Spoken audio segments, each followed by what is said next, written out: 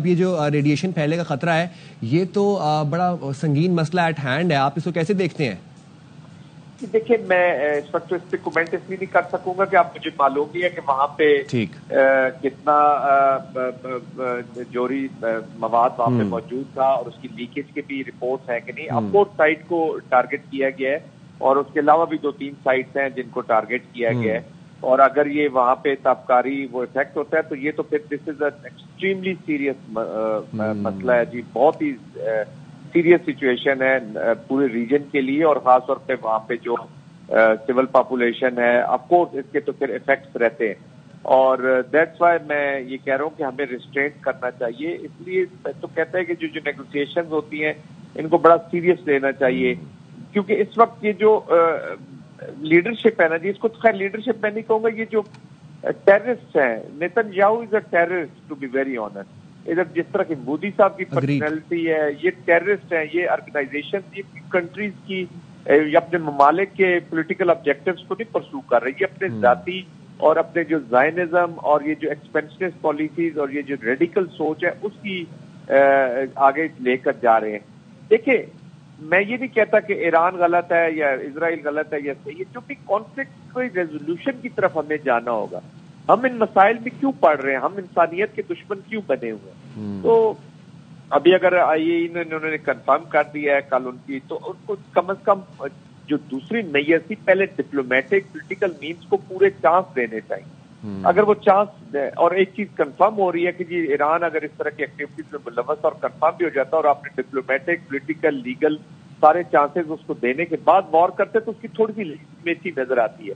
Pre-emption کی اس legitimacy ہمیں تو کسی کو کوئی نظر نہیں آتی اور پوری دنیا کو کوئی نظر نہیں آتی، اور انہوں نے پورے ریجن کو اب جس آگ میں دھکیل دیا ہے یہ بجھتے بجھتے وقت لے گی جی. اچھا زاہد صاحب، ایک اور چیز میں آپ سے جاننا چاہتا ہوں کہ اب سنس ایرانین آئل ایک بڑا امپورٹنٹ ایشو بن گیا ہے خطے میں، خام مال کے حوالے سے، تیل کی قیمتوں کے حوالے سے، آپ کیا سمجھتے ہیں کہ اگر یہ وار، یہ جو اب ظاہر سی بات ہے at this point in time we know کہ ایران جو ہے وہ ریٹیلیٹ کرے گا اور وہ اسرائیل کو بھرپور جواب دے گا، تو خام مال کے حوالے سے اور ایرانین آئل کے حوالے سے آپ سچویشن کو مزید ورس ہوتے ہوئے دیکھتے ہیں خطے کے اندر؟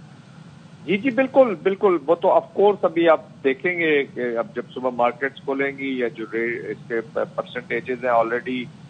7 to 8% پہ تو یہ چلے گئے ہیں، تو it will have an impact, کیونکہ انرجی کے اوپر بالکل امپیکٹ آتا ہے، وار جو ہے اس کو امپیکٹ کرتی ہے. تو پورا اس لیے تو میں کہتا ہوں کہ اس کی انٹرنیشنل ریپرکشنز ہیں. یہ کوئی دو تتسی یا ہتوز گروپ، ریبل گروپس افریقہ میں نہیں لڑ رہے، دیز آر سیریس کنٹریز. اور ایران تو اگر اس اور that two attacks on the nuclear facilities جہاں پہ ان کے چاہے وہ پرامن استعمال کے لیے تھی یا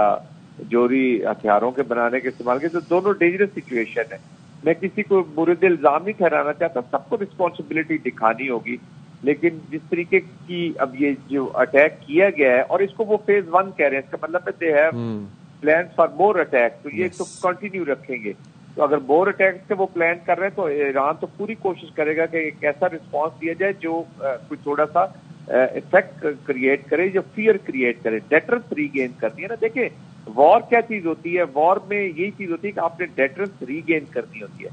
اس وقت اپر ہینڈ ہے اسرائیل کا، ایران جو ہے ایک وہ لوزنگ اینڈ پہ ہے. تو ایران کی ملٹری، ایران کی پولیٹیکل اور ملٹری لیڈرشپ کو ایران کی عوام دیکھ رہے ہوں گے یہ رسپانس کیسے کرتے ہیں. آلریڈی وہ سرپرائز ہو چکے ہیں، آلریڈی ان کے ایئر ڈیفینس سسٹم فیل ہو چکا ہے یا استعمال نہیں ہوا یا سرپرائز ہوا، وٹ ایور. تو عوام تو ایران کی پوچھے گی اپنی ملٹری پولیٹیکل لیڈرشپ سے کہ جی آپ نے رسپانس کیوں نہیں کیا، ہم نے اپنے آپ کو دفاع کیوں نہیں کر سکے.